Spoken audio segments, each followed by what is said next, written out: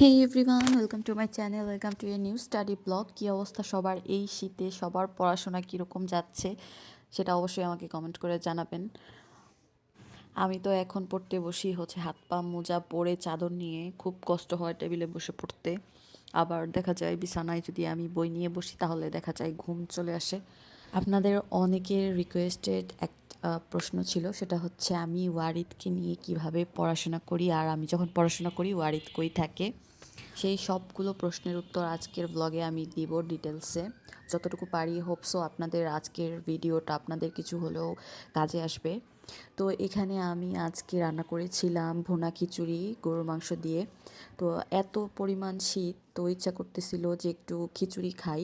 তো আজকে আমি ফার্স্ট টাইম ভুনা খিচুড়ি রান্না করলাম গরুর মাংস দিয়ে।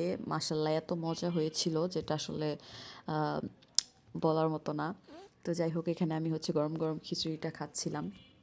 শীতের দিনে কেন জানি গরম গরম সব কিছু খেতে খুবই মজা লাগে। তো যেটা বলছিলাম, একজন আপু এরকম কমেন্ট করেছিল যে তার 3 মাসের বাচ্চা কিভাবে আসলে পড়াশোনা করবে বা ম্যানেজ করবে বুঝতে পারছে না। তো আমার আমার প্রিভিয়াস ইয়ারের কথাগুলো মনে পড়ে গেল। আমার ওয়ারিদ যখন হয়েছে মাত্র 1 মাস বয়স ওর, তখন আমি ওকে রেখে আমার অনার্স সেকেন্ড ইয়ারের পরীক্ষা দিই, ফাইনাল পরীক্ষা।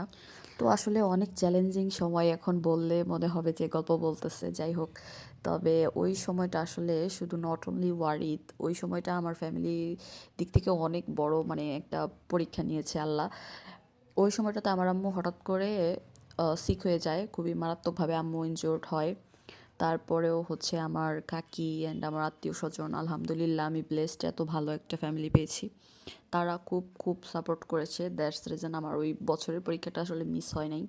তো আসলে বাচ্চা ছোট থাকলে আসলে ওইটা হ্যান্ডেল করা অনেক বেশি কষ্টের। তবে আবার একটা বেনিফিটও আছে, সেটা হচ্ছে আপনার বাচ্চা যখন ছোট থেকে আপনাকে দেখবে যে আপনি পড়াশোনা করতেছেন, এটাও কিন্তু ওর উপর একটা ভালো ইফেক্ট পড়বে।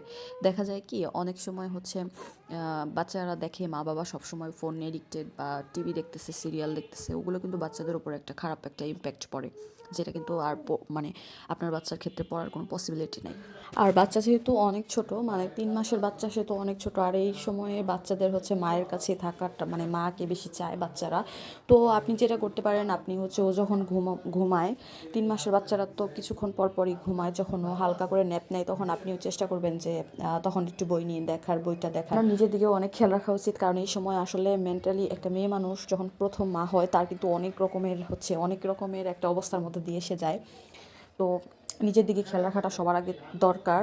আর আমি বলবো যে চাইলে অনেকে ব্রেকও নিতে পারে, যে 1 বছর বা 6 মাসের একটা ব্রেক নেয়, অনেকে গ্যাপ দিয়ে তারপরে থেকে পড়াশোনা করে, এটাও করা যেতে পারে। তবে যদি আপনার ফ্যামিলি সাপোর্টিভ থাকে, লাইক আপনি যদি বাবার বাসা থেকে যদি সাপোর্ট পান অথবা শ্বশুর শাশুড়ি যদি সাপোর্টিভ হয়, তাহলে তাদের কাছেও বাচ্চা রেখে আপনি কিছু কিছু সময় কিন্তু পড়াশোনা করতে পারেন।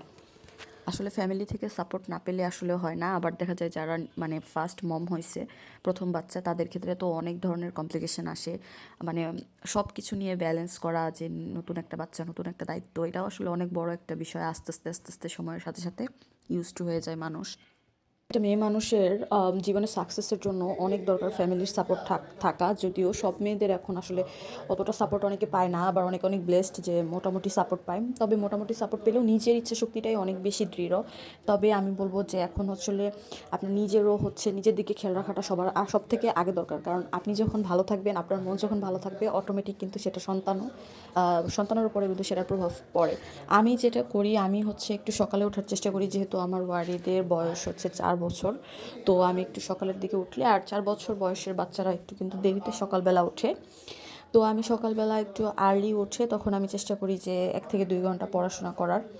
তারপর আমি আমার বাসাতেও একজন হেল্পিং হ্যান্ড রেখেছি আমার টুকটাক কাজ করার জন্য। কারণ একা হাতে সব কিছু করা কখনোই সম্ভব না। একা হাতে যেমন বাচ্চা পালাটাও অনেক বেশি কষ্ট, একা হাতে সংসার সামলানোটাও অনেক বেশি কষ্ট। তো যদি কারো অবস্থা মোটামুটি ভালো থাকে, অবশ্যই ডেফিনেটলি আমি বলবো যে ঘরের কাজগুলো মিলেঝিলে করার চেষ্টা করা। একা একা সব কিছু করতে কখনোই যাবেন না, কারণ একা একা সব কিছু করা কখনোই সম্ভব না। আর এই যে এখানে আমি পড়াশোনা করতেছিলাম, আর ও বিছানার মধ্যে বসে আপন মনে বাম হাতে, ওর ডান হাতের থেকে ওর বাম হাতটা খুব আগে চলে। যখন আমি বললাম যে তুমি বাম হাতে কেন লিখছো, তারপরে ও কিন্তু আবার শুরু করেছে ডান হাতে লেখা। তো এইভাবেই আসলে কেটে যাচ্ছে এখন, আলহামদুলিল্লাহ। সবাই আমার ছেলের জন্য মাশাল্লাহ বলতে ভুলবেন না। আর এখন দেখা যায় ও আমাকে দেখে দেখে ও নিজে থেকেই আসলে বসে বসে পড়ার ট্রাই করে, আর আমিও চেষ্টা করি ওকে প্রতিদিন নতুন নতুন কোনো কিছু দিয়ে ওকে খেলতে দেওয়ার, যাতে করে ও ব্যস্ত থাকে। আজকে এত পরিমাণে শীত, তো আজকে মনে হচ্ছিল যে একটু গরুর মাংস দিয়ে ভুনা খিচুড়ি রান্না করি। যে বলা সেই কাজ, আমি ভুনা খিচুড়ি রান্না করেছি। তো খুব একটা সবজি ছিল না, গাজর আর আলু দিয়েই কাজ সেরেছি। কিন্তু আজকে আমি ফার্স্ট গরু মাংস দিয়ে ভুনা খিচুড়ি রান্না করছি। ভুনা খিচুড়িটা এত মজা হয়েছে যে আমি একদম ভুনা খিচুড়ির ফ্যান হয়ে গেছি। হয়তোবা আজকে ঠান্ডা ঠান্ডা ওয়েদার, এই জন্যই ভুনা খিচুড়িটা আজকে খুব ভালোভাবে যাচ্ছে।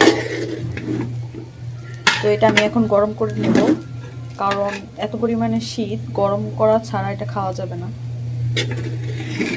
মানে খাওয়া যাবে কিন্তু মজা লাগবে না আসলে। চারিদিকে সবাই ঘুমিয়ে পড়ছে।